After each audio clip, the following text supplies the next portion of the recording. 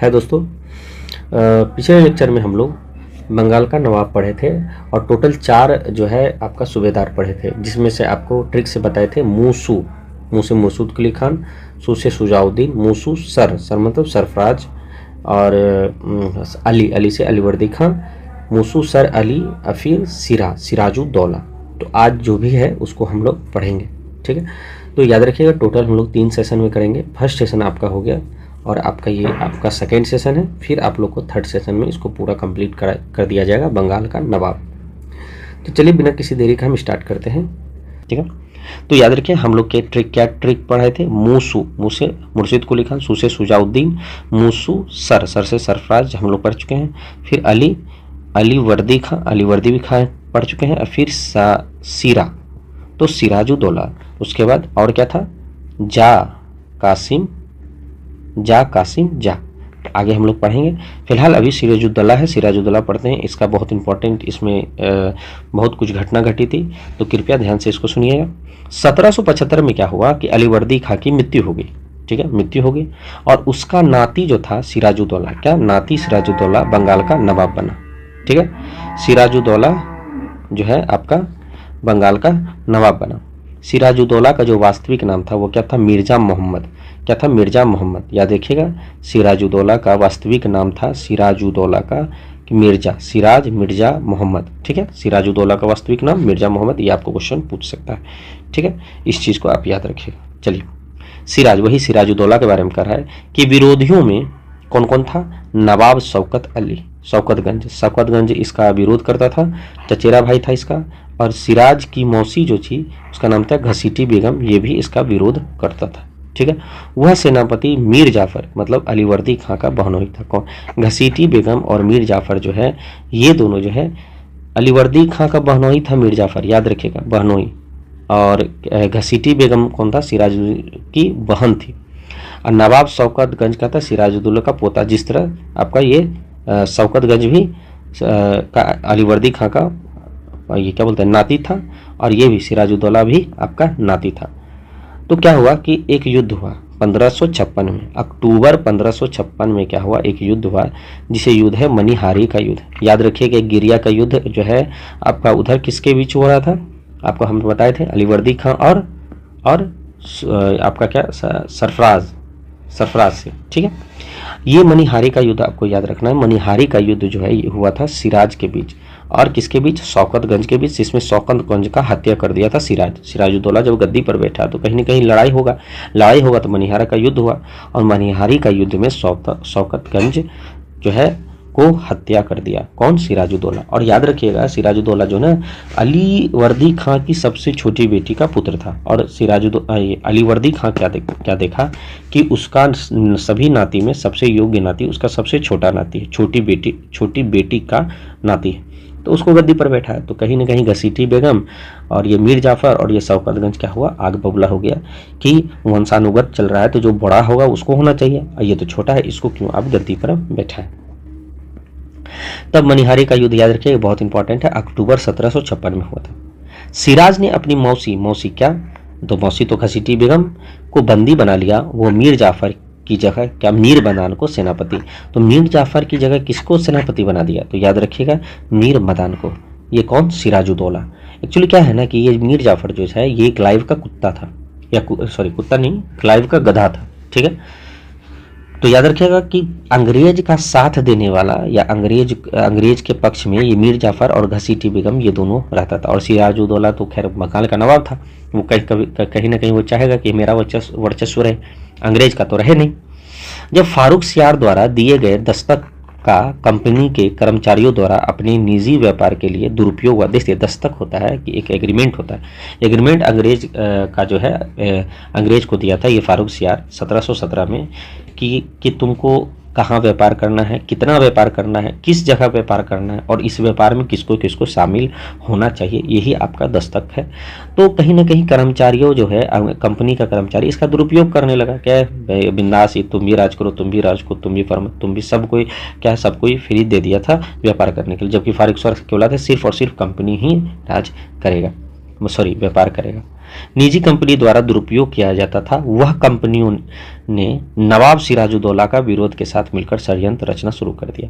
अब जब क्या किया कि सिराजुद्दौला जब उसको अपोज करने लगा, उसको कहा कि नहीं ये गलत हो रहा है, अंग्रेज तुम गलत कर रहे हो, अंग्रेज कंपनी, तो कहीं ना कहीं अंग्रेज वाला सब क्या किया कि ये षड्यंत्र था। इस षड्यंत्र में क्या हुआ, देखिए, कंपनी ने फोर्ट विलियम के की बिना इजाज़त के किलेबंदी भी कर दिया। तो कंपनी वही अंग्रेजी कंपनी फोर्ट विलियम था जो कि 1700 में स्थापना हुआ था, तो इसमें जो है किलेबंदी भी करने लगा, जो कि सिराजुद्दौला के बिना कहे, बिना पूछे। इन सब से कंपनी व सिराजुद्दौला का रिश्ता बहुत करवाहट आ गई। कंपनी द्वारा क्या हुआ कि फोर्ट विलियम के किलेबंदी, कंपनी जो है फोर्ट विलियम का जब किलेबंदी किया तो भगौड़े कृष्ण बल्लभ, याद रखिए, भगौड़े कृष्ण बल्लभ को शरण देना, सिराजुद्दौला के विरोधियों के साथ मिलकर षड्यंत्र रचना और सिराज को नजराना ना भेजना और सिराज को नजराना ना भेजना एवं सिराज को कासिम बाजार में घुसने ना देना कंपनी एवं सिराजुद्दौला के रिश्ते में करवाहट के कारण बना। देखिए क्या कह रहा है कि कंपनी द्वारा जो फोर्ट विलियम का किलेबंदी किया, पहला। दूसरा, भगौड़े एक कृष्ण बल्लभ दंत को शरण देना, इसको शरण देना। और किसके द्वारा, ये भगौड़े कृष्ण बल्लभ पंत जो है ये शरण ले लिया अंग्रेज का।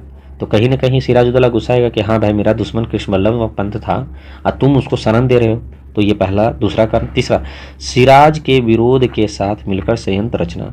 तीसरा जो है करवाहट क्या है कि उसको देख रहा था कि हमारे विरुद्ध जो है अंग्रेज जो है, यही इर्द गिर्द के जितना भी जो सेनापति हैं और जो बहुत अमीर था अमीन चंद, ये सब जो है मेरे अगेंस्ट लड़ रहा है, अगेंस्ट खड़ा है, मतलब अंग्रेज का साथ दे रहा है। सिराज को नजराना ना भेजना, ये भी कारण था। और दूसरा, सिराज को कासिम बाजार में घुसने नहीं देना, ठीक है, एवं सिराजुद्दौला को रिश्ते में करवाहट के कारण थे। तो यही सब जो है, यही सब ये जो 5 कारण है, यही सिराजुद्दौला को रिश्ता जो है खराब कर रहा है। और ये समझ गया कि हाँ भाई, अब जो है मतलब करवाहट, रिश्ता खराब किसका, अंग्रेज और सिराजुद्दौला के बीच, यही सब कारण था। तो 15 जून 1756 को क्या हुआ को नवाब सिराजुद्दौला क्या किया, कलकत्ता पर आक्रमण कर दिया। और कलकत्ता के गवर्नर उस समय थे रोजर ड्रैक, याद रखिएगा, ड्रैक ट्रंक चलता है ना, अब तो कलकत्ता में शायद ट्रंक चलना बंद हो गया, तो वही ट्रंक और ट्रैक ऐसे करके ट्रिक से याद करें, ने फुल्टा टापू पर शरण ली। तो रोज ये जो है क्या किया, सिराजुद्दौला मार के जो है इसको 32 हरा कर दिया होगा। मतलब अब दम तो उसके में है ही, ऐसा नहीं है कि उसके पास सेना नहीं है, बहुत सारा सेना है, उसके अंदर बहुत सारा सेना था सिराजुद्दौला के पास। वो अलग बात है कि अंग्रेज के पास भी था, लेकिन उतना सेना नहीं था। अंग्रेज के पास दिमाग था, उसके पास टेक्नोलॉजी था, वो बंदूक से लड़ता था, वो तोप से लड़ता था। और ये जो सिराजुद्दौला ये सब है, ये तलवार और ये सब से लड़ता था, ठीक है। तो सिराजुद्दौला क्या किया, 15 जून 1756 को कलकत्ता पर आक्रमण किया। कलकत्ता के गवर्नर रोजर, याद रखिए, रोजर ड्रैक ने फुल्टा टापू पर शरण ली। तो कहाँ, तो ये क्वेश्चन पूछ सकता है कि कहाँ शरण ली, तो फुल्टा टापू पर शरण ली। कौन, ये आपका रोजर ड्रैक, जब सिराजुद्दौला रगेद के कलकत्ता से इस गवर्नर को भगाए। सिराजुद्दौला ने कलकत्ता का नाम अलीनगर रख दिया और मनिक चंद्र के किले का प्रभारी बना दिया। ये मनिक चंद्र याद रखिएगा, मनिक चंद्र को किले का प्रभारी बना दिया। ये 15 जून आपका क्या है, 1756 का बात कर रहा है, ठीक है। अब जो है 20 जून आया। 20 जून को फोर्ट विलियम पर सिराजुद्दौला ने अधिकार कर लिया और 146 अंग्रेज स्त्री, पुरुष व बच्चों को एक छोटी सी कोठरी में बंद कर दिया। इसी को काल कोठरी नाम दिया। इनमें से सुबह तक जो केवल 23 लोग ही जीवित रहे, इसका मतलब 123 लोग मारे गए। अंग्रेजी इतिहासकार इसे काल कोठरी त्रासदी कहा जाता है, मतलब ब्लैक होल ट्रेजेडी कहते हैं। याद रखिएगा, यही 20 जून को क्या हुआ, फोर्ट विलियम बोले ये काल कोठरी है। फोर्ट विलियम एक अंदर एक बहुत बड़ा हॉल है, इसके अंदर क्या है 146 अंग्रेज स्त्री और पुरुष मिला के 146 लोग को कैद कर लिया। और उसको जो है हमको लगा इतना प्रताड़ना दिया, इतना मारा कि सब मर गया, सिर्फ एक 23 छोड़ के, टोटल 23 ही जीवित रहा, 23। और इसी अंग्रेज इतिहासकार इसको क्या बोलता है, काल कोठरी त्रासदी। अंग्रेजी इतिहासकार हॉलवेल, याद रखिए हॉलवेल सिर्फ बचा था, याद रखिए, मतलब मेन आदमी जो था हॉलवेल बचा था, बाकी 23 बचा था, उसमें से मेन हॉलवेल था, भी इस त्रासदी में जीवित रहे और 23 व्यक्तियों में से एक थे। हॉलवेल ने अपनी पुस्तक लिखती है कि ए लाइव द वंडर, याद रखिए ए लाइव द वंडर में काल कोठरी त्रासदी का उल्लेख किया। अक्टूबर 1756 में क्या हुआ, अक्टूबर 1756 में कंपनी ने, अब इतना कुछ होने के बाद अंग्रेज जो है, अंग्रेज पर सिराजुद्दौला क्या है, त्राहिमाम त्राहिम कर दिया, 127 लोगों को एक ही दिन में मार दिया। तो कहीं ना कहीं क्या है, अंग्रेज जो कंपनी है और अंग्रेज गवर्नर है वो कहीं ना कहीं आग बबूला हो गया। जब आग बबूला हो गया तो क्या किया, कंपनी ने मद्रास से रॉबर्ट क्लाइव को नेतृत्व में एक सैन्य अभियान कलकत्ता भेजा। मद्रास से कौन आया, याद रखिएगा, पहले मद्रास में ही था तो रॉबर्ट क्लाइव को भेजा। रॉबर्ट क्लाइव के नेतृत्व में एक सैन्य अभियान भेजा जिसमें कौन था, एडमिरल वाटसन क्लाइव का सहायक था। यार का, जिसमें एडमिरल वाटसन क्लाइव का सहायक था, ठीक है। और क्लाइव ने क्या किया, कलकत्ता पर पुनः अधिकार कर लिया। याद रखिए, एक रॉबर्ट क्लाइव है, एक एडमिरल वाटसन क्लाइव है। ये दोनों क्या है, ये एक एडमिरल है वाटसन क्लाइव और ये मद्रास का गवर्नर था रॉबर्ट क्लाइव, ये अलग अलग है। क्लाइव क्या किया, फिर कलकत्ता पर पुनः राज कर लिया और नवाब के प्रभारी, एक सेकंड, नवाब के प्रभारी अधिकारी, तो नवाब के प्रभारी अधिकारी किसको बनाया, देखिए यहाँ पे कि अलीनगर रखा और मणिकचंद को किले का प्रभावी क्या बोलते हैं, प्रभारी रखा।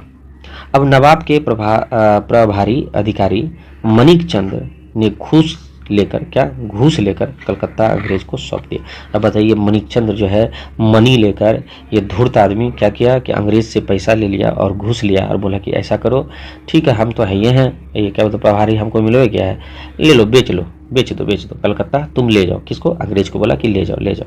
तो कहीं ना कहीं सिराजुद्दौला को बहुत दुख लगा। अलीनगर की संधि क्या है, 9 फरवरी 1757, 9 फरवरी 1757, मतलब एक इंसान है उसका बर्थडे के एक दिन बाद को कंपनी वो सिराज के मध्य हुई। कंपनी और किसके, सिराज के मध्य हुई। क्या हुआ था, याद रखिएगा, संधि उसी के बीच होता है जो हारता है और जो जीतता है।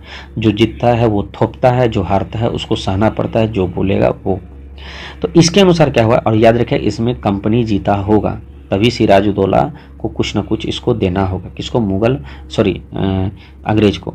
तो इसके अनुसार क्या है, सिराज ने कंपनी को मुगल बादशाह द्वारा दी गई सभी व्यापारिक सुविधा को स्वीकार कर लिया।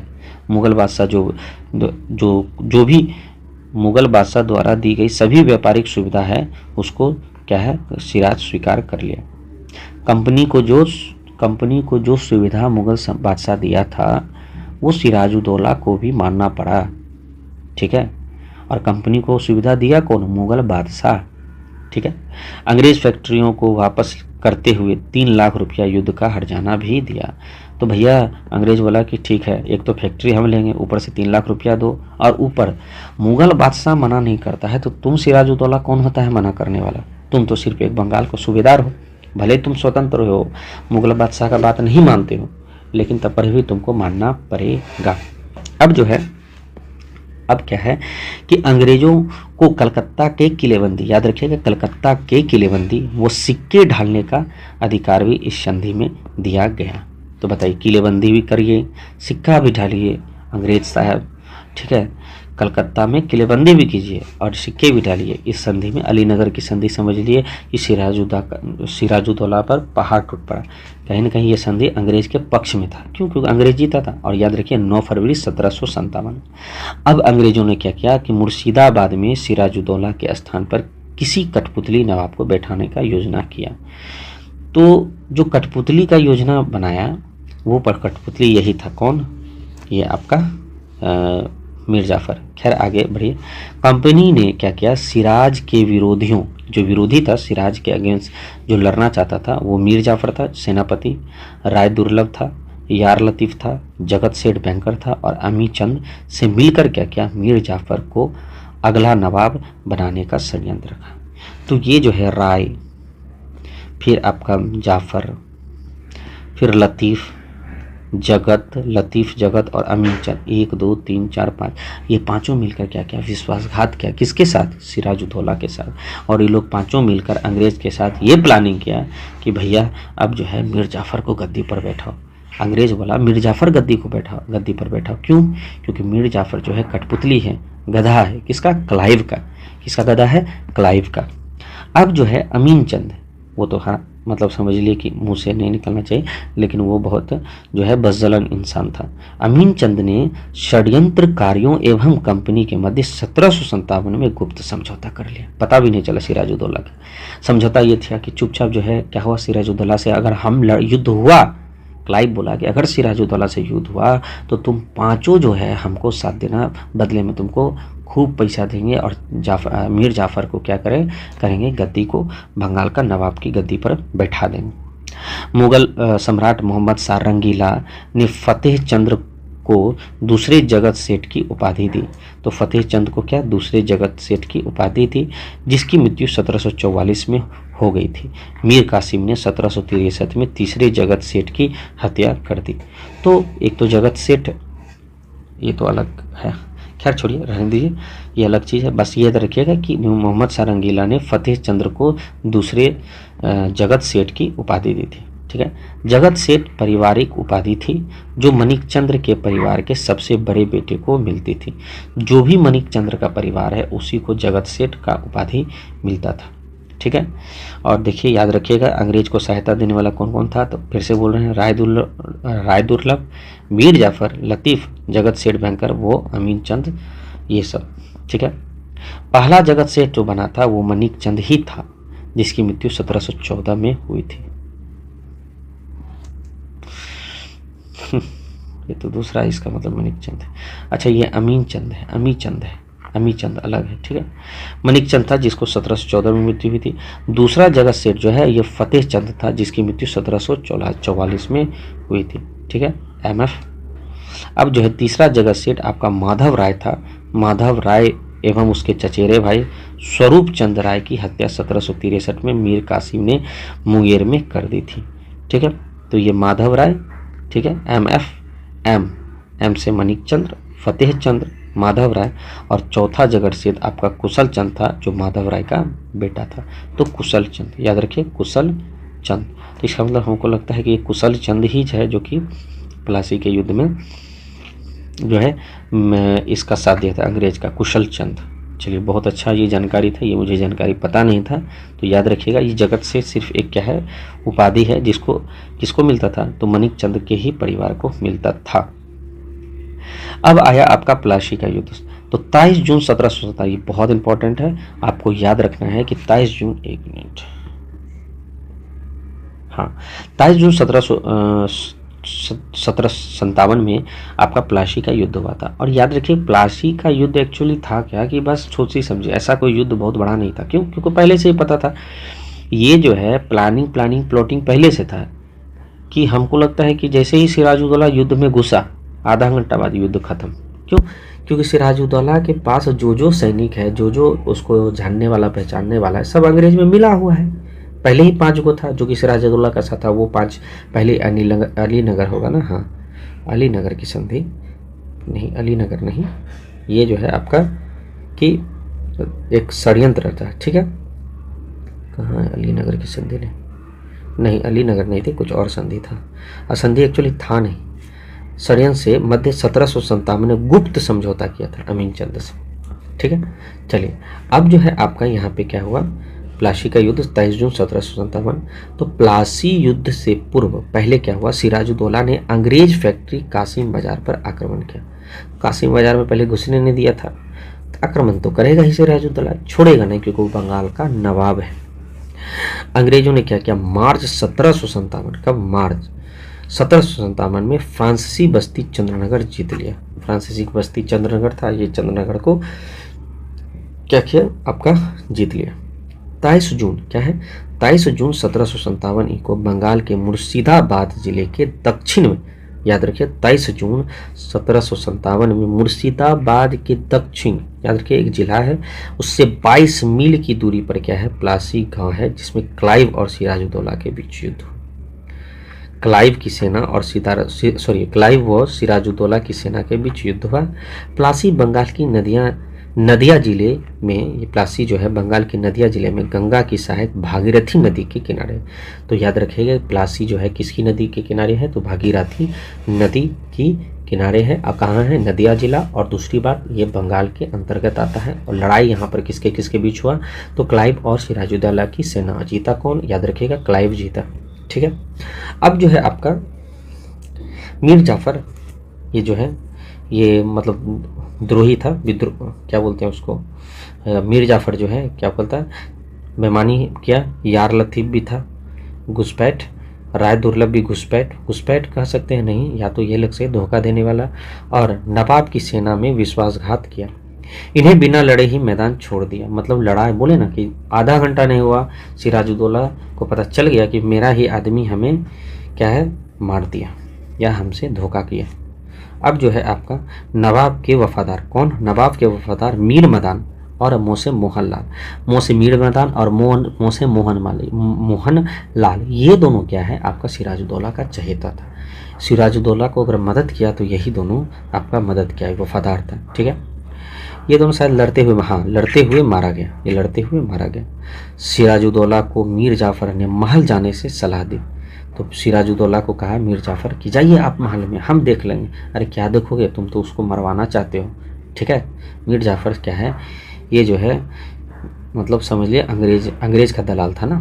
सिराज युद्ध मैदान छोड़कर पालकी में बैठकर महल में चला गया, जहां उसकी मीर जाफर के बेटा था मीरन।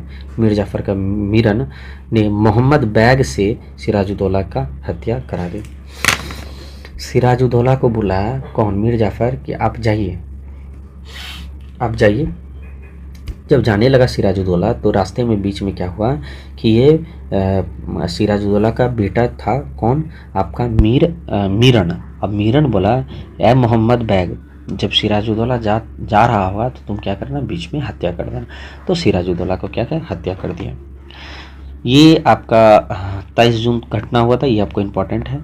23 फिर 5, 23 5 28 जून जो है 1757 को मीर जाफर क्या किया, बंगाल का नवाब बने। और इसलिए अब जो मरेगा उसके बदले कोई तो आएगा बंगाल का नवाब बनने के लिए। तो सिराजुद्दौला तो मर गया, तो बना कौन, बंगाल का नवाब आपका ये जो है मीर जाफर। इसे बंगाल का प्रथम क्रांति कहा जाता है। यही है बंगाल का प्रथम क्रांति। दो क्रांति है, एक बंगाल का प्रथम क्रांति इसे कहा जाता है, फिर आगे पढ़ेंगे जब कासिम इसको हटाएगा। तो मीर जाफर, मीर बख्शी, इसको मीर बख्शी कह सकते हैं। धनी व्यापारी था अमीन, ये पोस्ट है मीर बख्शी। धनी व्यापारी अमीन चंद। जगत सेठ, अभी बंगाल का बैंकर माधव राय, वही माधव राय, अभी जस्ट बोले कि शायद ये माधव राय ही होगा। माधव राय एवं उसके चचेरे चंदन स्वरूप चंद की हत्या मीर कासिम ने की थी। कुशल चंद होना चाहिए, माधव राय का बेटा। 1763 है, 1757, 1757, हाँ ठीक है। तो ये माधव राय होगा, सॉरी, ये जो है लड़ा था आपका प्लासी के युद्ध में, तो ये माधव राय ही लड़ा होगा, जो कि जगत सेठ उपाधि के नाम, मतलब उपाधि था उसका जगत सेठ में। तो जगत सेठ जो है बंगाल का बैंकर को माधव राय जो है लड़ा, किसका, अंग्रेज का साथ दिया। मणिक चंद्र जो है कलकत्ता का अधिकारी था, ये अंग्रेज का साथ दिया। खदीम खान नवाब की सेना का कमांडर था, ये भी हरामी था, ये भी साथ दिया आपका सिराजुद्दौला का, सॉरी नहीं अंग्रेज का। और आदि नवाब सिराजुद्दौला के खिलाफ षड्यंत्र रचने में प्रमुख षड्यंत्रकारी था।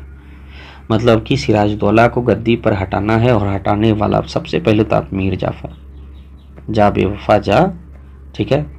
और अमीर है तो बॉस बनता है अमीर चंद्र। उसके बाद क्या है, जगत जीतना चाहता है जगत सेठ, और अमीर है तो मनी भी होगा, तो मणिक चंद्र। उसके बाद खादी खां।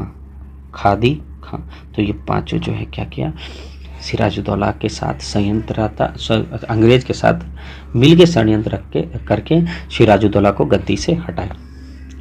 प्लासी के युद्ध से अंग्रेजों को भारत का सबसे समृद्ध प्रांत हाथ लगा, और वह बंगाल की लूट से अंग्रेजों ने भारत में अपनी साम्राज्य की जड़ें जमाई। तो ये क्वेश्चन इंपॉर्टेंट है कि पूछेगा भाई कि अंग्रेज ने भारत में अपनी साम्राज्य की जड़ें किस युद्ध में बनाई। तो याद रखिए ये प्लासी का युद्ध। निर्णायक युद्ध नहीं बोलेगा, अगर बोलेगा आपसे क्वेश्चन कि बताइए कि वह निर्णायक युद्ध जिससे अंग्रेज पूरी तरह अपना वर्चस्व कायम किया, तो वो आपका बक्सर का युद्ध है। लेकिन यहाँ पर है कि स्टार्टिंग में अपनी जड़ें जो जमाई वो किससे, प्लासी के युद्ध से। प्लासी के बाद बंगाल का नवाब जो है कंपनी के हाथों में कठपुतली बन गया। क्या? कंपनी के हाथ। तो बंगाल का नवाब जो है क्या क्या कंपनी जो बना वही करेगा। कौन? मीर जाफर, क्योंकि मीर जाफर को गद्दी पर बैठाया, बंगाल का नवाब बनाया। तो मीर जाफर क्या था? वो तो चेला था किसका? अंग्रेज का। तो अंग्रेज जो बोलेगा, तो अंग्रेज जिस हाथ से कठपुतली से नचाएगा मीर जाफर वैसे ही नाचेगा। प्लासी की लड़ाई एक अस्थायी दुख भरी रात थी। ये कौन बोल रहा है? नवीन चंद्र सिंह।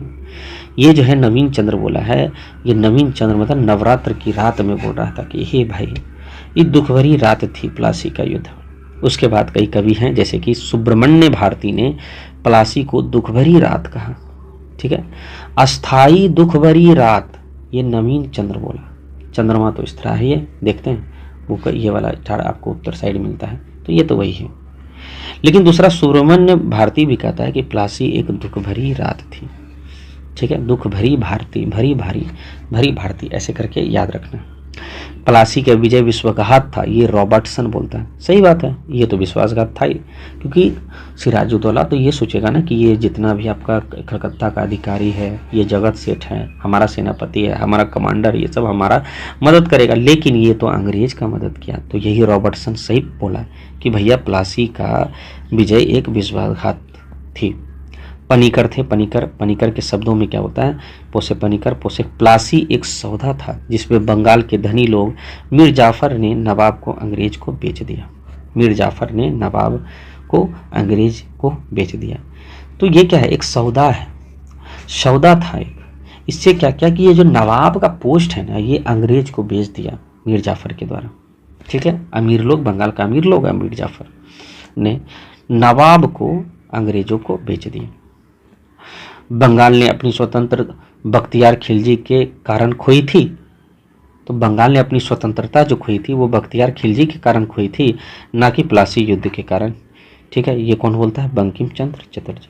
बंकिम चंद्र चटर्जी कहते हैं कि बंगाल ने अपनी स्वतंत्रता बख्तियार खिलजी के कारण खोई थी, ना कि प्लासी युद्ध के कारण। क्योंकि कहीं ना कहीं देखिए बख्तियार खिलजी के कारण भी था, लेकिन ये मानने के लिए तैयार नहीं है बंकिम चंद्र जी। कहते हैं कि नहीं भाई, बख्तियार खिलजी के ही कारण था, ना कि प्लासी युद्ध के कारण था। दूसरा है कि प्लासी के युद्ध में सिराजुद्दौला आंतरिक साजिशों एवं विश्वासघात से पराजित हुआ, लेकिन पराजय का मुख्य कारण उसका क्लाइव की कूटनीति मानी जाती है। तो सही बात है, क्लाइव की कूटनीति दिमाग लगाया, सबको अपने वश में कर लिया।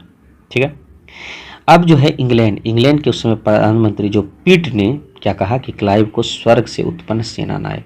तो याद रखिए, क्वेश्चन तो लोग ये पूछता है कि बताइए कि स्वर्ग से उत्पन्न सेना नायक किसे कहा जाता है। तो पहला क्वेश्चन इजी आपका क्या बोलेंगे आप?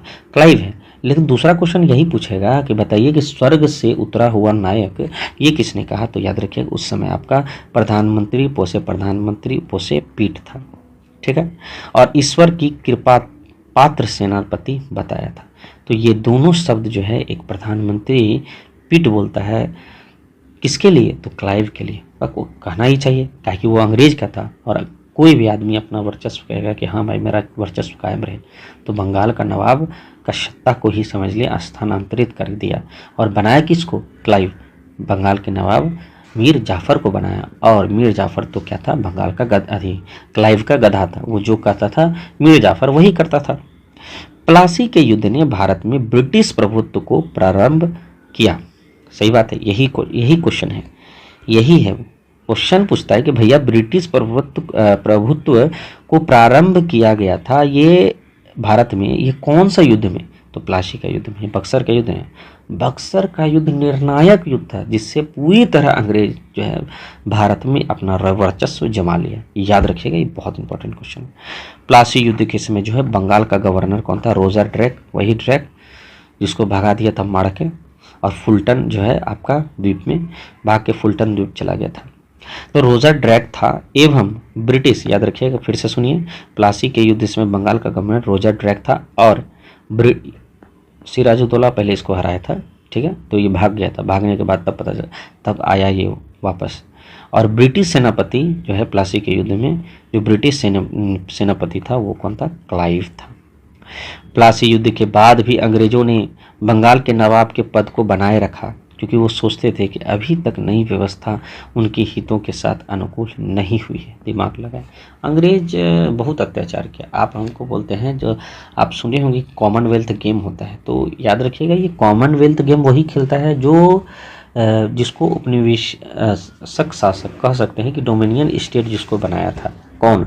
आपका अंग्रेज। मतलब अंग्रेज के अधीन, इंग्लैंड के अधीन जो था वही जो है आपका देश ये खेलता है कॉमनवेल्थ गेम। याद रखें। और याद रखें अमेरिका भी कभी कभी एक समय में अंग्रेज के अंदर में था। ठीक है। तो चलिए अब मीर जाफ़र की बात करते हैं। ये तो आपका मतलब समझ लीजिए घृणा होना चाहिए ऐसे इंसान को जो अपने भारत में सिराजुद्दौला बंगाल के नवाब को ना सहायता करके ये अंग्रेज को सहायता कर रहा है। सिर्फ किसके लिए? गद्दी पाने के लिए। जो आज के सत्ता में यही हो रहा है कि गद्दी पाने के लिए जो है कोई किसी से भी हाथ मिला लेता है। ठीक, गद्दी मतलब पॉलिटिक्स में क्या, सरकार बनाने के लिए। मीर जाफ़र को क्लाइव ने क्या किया? 28 जून 1757 को क्या किया कि बंगाल का नवाब बना दिया। जाइए राज कीजिए। मीर जाफ़र ने कंपनी को 24 परगना की जमींदारी नवाब बनाने के उपलक्ष्य में पुरस्कार जमींदारी नवाब बनाने के उपलक्ष्य में पुरस्कार स्वरूप दी। वो मुगल बादशाह आलमगीर द्वितीय से क्लाइव को उमरा की उपाधि दिलवाई। देखिए, मुगल बादशाह आलमगीर द्वितीय से क्लाइव को उमरा की उपाधि दिया। अब आलमगीर द्वितीय क्या किया? आलमगीर द्वितीय उस समय मुगल बादशाह था और वर्तमान में अभी वही उस समय में, और उसी समय बंगाल का नवाब बना कौन? मीर जाफ़र। किसके द्वारा? क्लाइव के द्वारा। तो कहीं न कहीं मीर जाफ़र सोचा कि चलिए हम आपको उमरा का उपाधि दिलवा देते हैं। किससे? आलमगीर द्वितीय से, जो हमारा मुगल सम्राट है।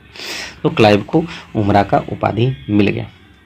उसके बाद क्या है कि प्लासी के युद्ध के बाद जो है 1757 में क्लाइव को बंगाल का गवर्नर बना दिया गया।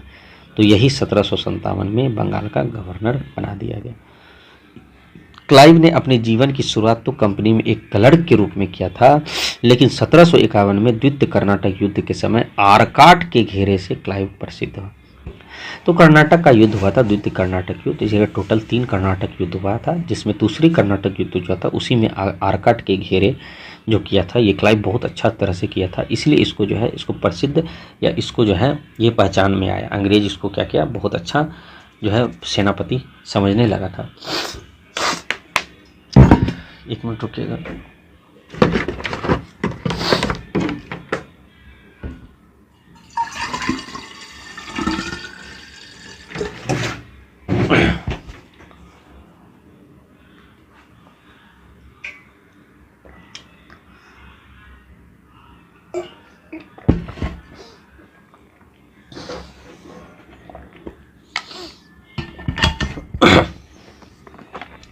अब जो है यहाँ पे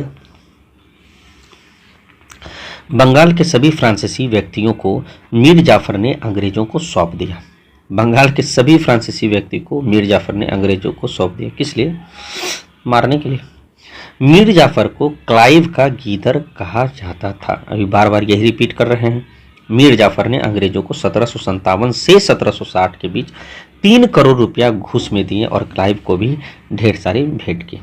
ये 3 करोड़ रुपया मान रहे हैं आप? समझ रहे हैं कि 3 करोड़ रुपया क्या है? 1970-75 में हमारे दादाजी जो है जॉब करते थे तो उनको 35 रुपया मिलता था, ऐसा जो है दादाजी ही कहे थे।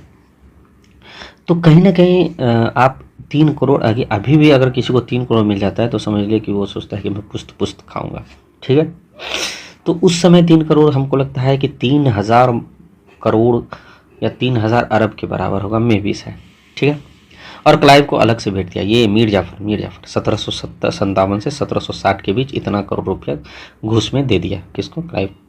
मीर जाफ़र के सामने कलकत्ता काउंसिल के सदस्य हे एवं अमायत ने 11 सूत्रियाँ मांगे रखी।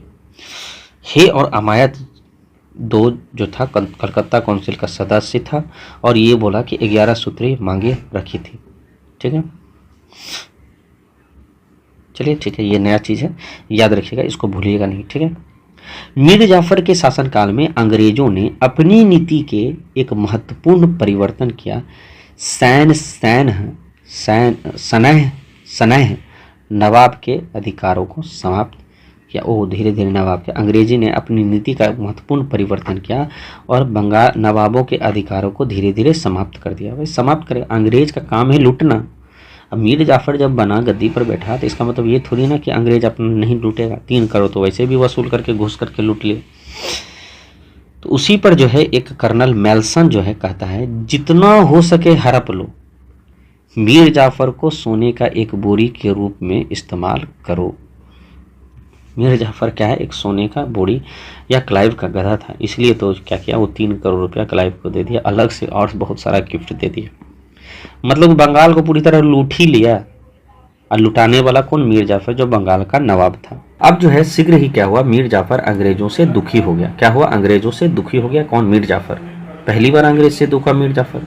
वो डचों के साथ मिलकर अंग्रेजों को बाहर निकालने का संयंत्र। अब मीर जाफर सोचा चल भाई डच से मदद ले लेते हैं और इसके मदद से हम क्या करेंगे, इसको अंग्रेजों को भगा देंगे। लेकिन डच जो है 1759 में बेदरा के युद्ध में अंतिम रूप से पराजित हुआ। डच बेदरा का युद्ध जो है डच और अंग्रेज के बीच हुआ था, जिसमें आपका डच की पराजय हुई, मतलब डच हार गए। ठीक है, चलिए अब जो है 1760 में जो है बंगाल के गवर्नर कौन थे, वेंसीटाड। 1760 में आपके बंगाल के गवर्नर थे आपके वेंसीटाड, और वेंसीटाड ने मीर जाफर के स्थान पर मीर कासिम को नवाब बना। अब मीर जाफर कहीं ना कहीं क्या है, अंग्रेज से लड़ना चाह रहा है, तो अब क्या करा, वेंसीटाड जो बंगाल का उस समय गवर्नर था वो दिमाग लगाया तो ऐसे मेरे को मीर जाफर को हटाओ, चुपचाप इसको मीर कासिम को लाओ। इस घटना को ही कहा जाता है बंगाल का दूसरी क्रांति। देखिए पहली क्रांति बंगाल की जो पहली क्रांति है ये जो है आपका, ये जब मीर जाफर बंगाल का नवाब बना, और जब मीर कासिम बंगाल का नवाब बना तो वो जो है दूसरी क्रांति कहा जाता है। ठीक है, 27 सितंबर 1760 को कंपनी व मीर कासिम के बीच समझौता हुआ। तो 27 सितंबर 1760 को कासिम व मीर कासिम, कंपनी और मीर कासिम के बीच समझौता हुआ, जिसके अनुसार मीर कासिम ने कंपनियों को बर्दवान, मिदानपुर व चटगांव के जिले देने स्वीकार किए तथा सिलहट के चुनाव व्यापार में कंपनी का आधा भाग दिया, और दक्षिण अभियानों में भी अंग्रेज ने 5 लाख रुपये देने का वादा किया। 27 सितंबर 1760 को क्या हुआ, 1760 को कंपनी वो मीर कासिम, ये दोनों क्या किया कि बीच समझौता हुआ। समझौता में क्या हुआ, मीर कासिम क्या करेगा, कंपनी को बर्दवान देगा, मिदानपुर देगा और चटगांव के जिले देने का स्वीकार किया। ठीक है, कंपनी को इतना देगा, और सिलहट के चूना व्यापार में कंपनी का आधा हिस्सा मिलेगा, और दक्षिण अभियान में अंग्रेज को 5 लाख रुपये देने का वादा किया। अब आया मीर कासिम। सेशन को यहीं खत्म करते हैं, मिलते हैं अगले